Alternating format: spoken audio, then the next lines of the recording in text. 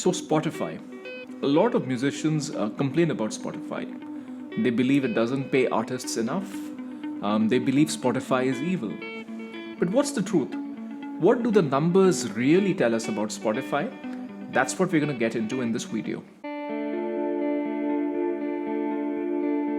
So, hi everyone, welcome back to the Ministry of Guitar. I'm Utkarsh coming to you from Singapore. As always, if you like what I'm doing, please do like, subscribe, and share. It really helps. And there's always my podcast if you want to go beyond the world of guitars. Now, since I started this YouTube channel, a lot of comments, almost every video that I make on the music industry, there is a comment or two talking about how Spotify is evil. And I have always been of the opinion I need to see the numbers. Seeing the numbers is very, very critical. In my past experience in the corporate world, what my specialty was turning around businesses that were struggling. And what I always found is that a lot of people had a lot of opinions, but ultimately you had to get down to the numbers, triangulate data from different places, and then you could make a conclusion about what's really happening. So I'm going to try and employ that approach over here with Spotify. So the first question I'm going to look at really is, complaint is Spotify doesn't pay artists. How much is Spotify actually paying artists? And more importantly, what percentage is that of Spotify's revenue? Because here's the thing, absolute numbers mean nothing. I remember seeing news reports that Spotify paid so X billion dollars, but the absolute numbers mean nothing. It's really about what percentage of the revenue that Spotify is earning, how much are they paying to artists? So I looked this up, and the answer was actually surprising to me. So Spotify made a revenue of about $14 billion, a pretty large company, in 2023, and they paid $9 billion to artists. Now, this is where already I see a little bit of a red flag, because when I say red flag, I mean for people who say that Spotify is very evil. Because think of what artists are in the context of a company. Right? Spotify is selling a product which is you can stream music. The people who are creating the music are creating the product. So if you just do an analogy to any other industry, it's basically the cost of goods that's getting created, right? So if say my previous job was selling razors, it's the cost of making the razor. And then you add marketing costs and other distribution costs, whatever it might be on top. I know Spotify doesn't have physical distribution costs. It does have some marketing costs. So I have some benchmarks for cost of goods sold, right? So if I look at, and I'm trying my best to be confidential here. I'm not going to reveal anything, but where I worked, I had exposure, and because I worked in a certain industry, I had exposure to many different business models. If you think of the business model of a razor company versus selling shampoos versus selling toilet paper versus selling, say, electric devices, each one is different. So I had access to a range of cost of goods sold is what I'm trying to tell you. So when I give you a perspective on Spotify's cost of goods sold, it is a reasonably informed perspective. So Spotify's cost of goods sold, so to speak, which is the amount of money they're paying to artists. A very quick note here. When I say artists, it includes artist representatives. And yes, I am well aware that there's a separate issue that record companies and artist representatives may not pay artists enough. So that's separate from the Spotify issue, but it is very definitely an issue, and we will cover it in a future video. Now back to the video. So Spotify's cost of goods sold, so to speak, which is the amount of money they're paying to artists, is 9 billion out of 14 billion. That is in excess of 60%.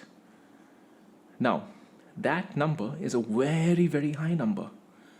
Most industries, you would never see something more than maybe 30%, maybe 40%. If you talk about industries that are a lot about marketing, say beauty industries, skincare, etc., that number may even be as small as say 20%.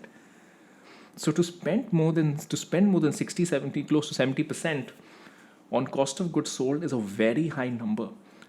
So what I'm trying to tell you is Spotify's number of paying 9 billion out of 14 billion to artists is, I think, a more than fair number. Because now what it does with the other 5 billion, I don't know. Remember, it is a public company. There are obligations that it has. It may be Of course, it has a workforce, so many different things going on. So I cannot comment on the remaining 5 billion. Why are they not giving it to the artist? No company is going to give everything, spend everything in cost of goods. But 9 billion out of 14 billion is a very fair, more than fair. It's a very high number. So that's the first thing. That's already giving me a little bit of a clue that Spotify isn't really that evil. There's a lot of perception, but this is already giving me a bit of a clue. Now, now we have to examine the common complaint that a lot of people have. And I'm going to just look up some more numbers as I do this. That it is the music industry, the jobs that were associated with the music industry, everything has been decimated versus the heyday of the 80s and 90s. You can see this on many interviews. You see anything on, say, Rick Beato's channel interviewing, or even, say, Tim Pierce. You can see a lot of these conversations happen. So what is really going on, and is it Spotify's fault? Well, again, we look at the numbers. So the first thing I'm going to look at is I'm going to look at the peak of the record industry. And what I'm going to be doing is I'm going to be comparing the size of the record industry to the size of the streaming industry today. And I'm going to exclude live and merchandise and all of that, because reality is that always existed, that continues to exist.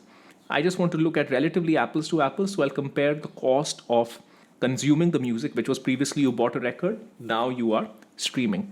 So here's where the numbers get interesting. The peak of the record industry was 1999. In 1999, the size of the record industry was about $40 billion. In 1999, this is in 1999 dollars. So we need to translate this to 2023 dollars. And it turns out $40 billion in 1999 is $75 billion today. So if all things being equal, the music industry earned the equivalent of $75 billion from record sales in 1999. Now, what is the size of streaming?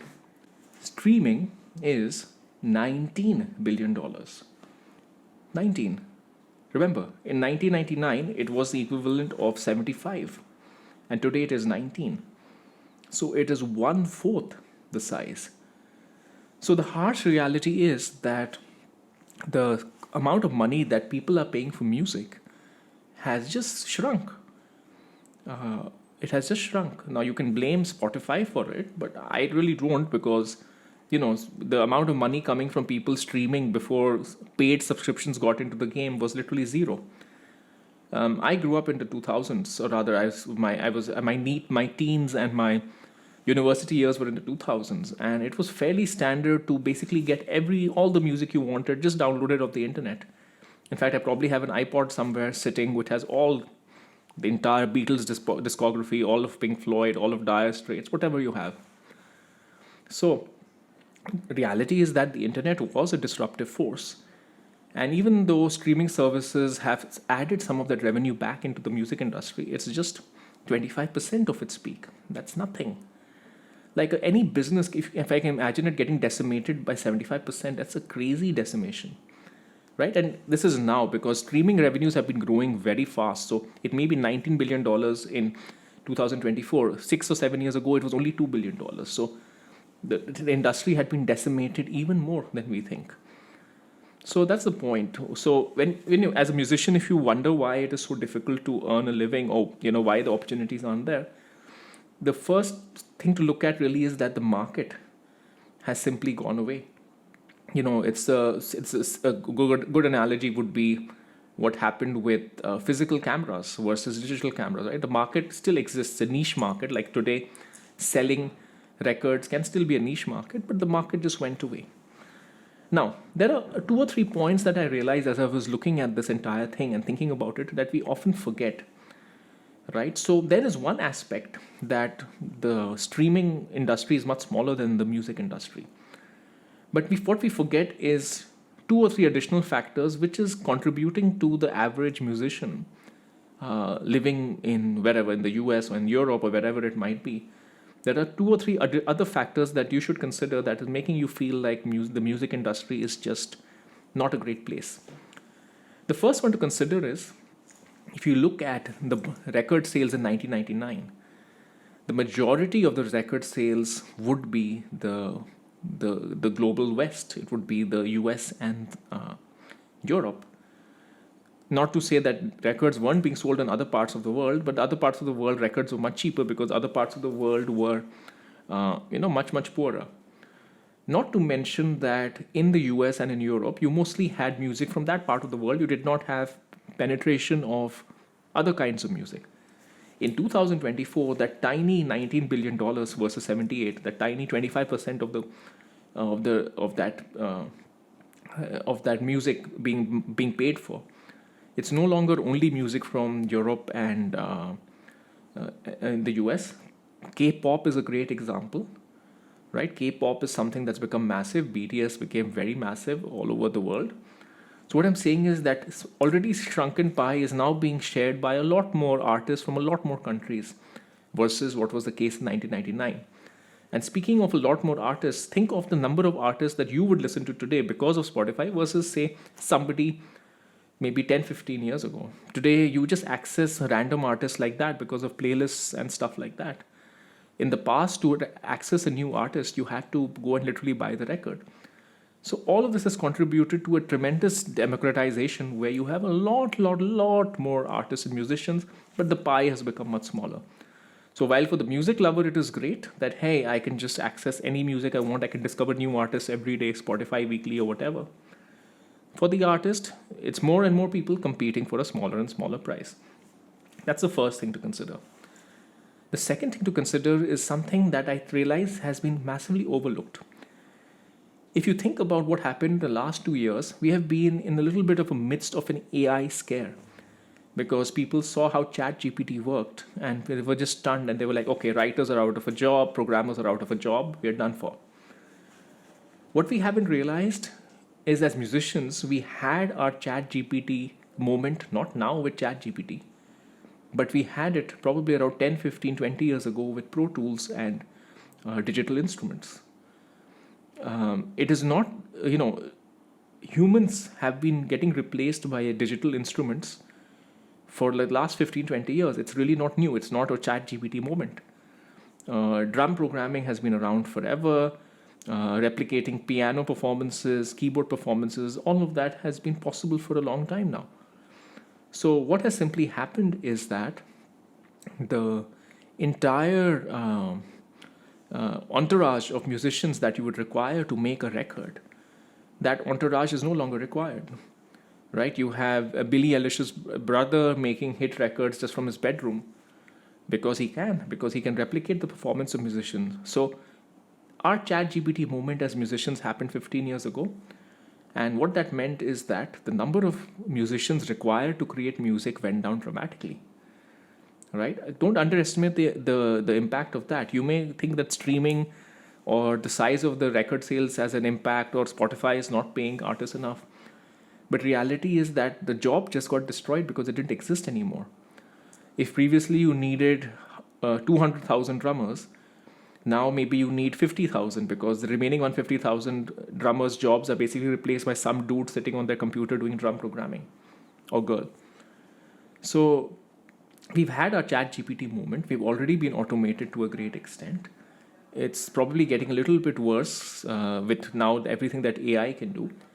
So when you think of a villain to point at for why you are not having the fulfilling musical career, financially fulfilling musical career, the great old heydays of California in the 1980s or the music industry or whatever it might be, it's because of these reasons. So I'm not trying to say that Spotify is great or perfect. I mean, they are a corporation. We are in a late stage capitalistic world. That part is very, very clear. And I've given my criticisms about all of this, about how shareholder profit is being prioritized over employee welfare and overconsumption is forced onto customers. I agree with all of that. But I also agree with having a numerical view. And from the numerical view, when you look at Spotify's numbers, when you look at the record industry numbers, when you examine the macro trends, the answer is very, very clear. Spotify is not evil. All right. I hope this was helpful. Let me know what you think as well. I'd love to know your opinion, and I'll see you next time.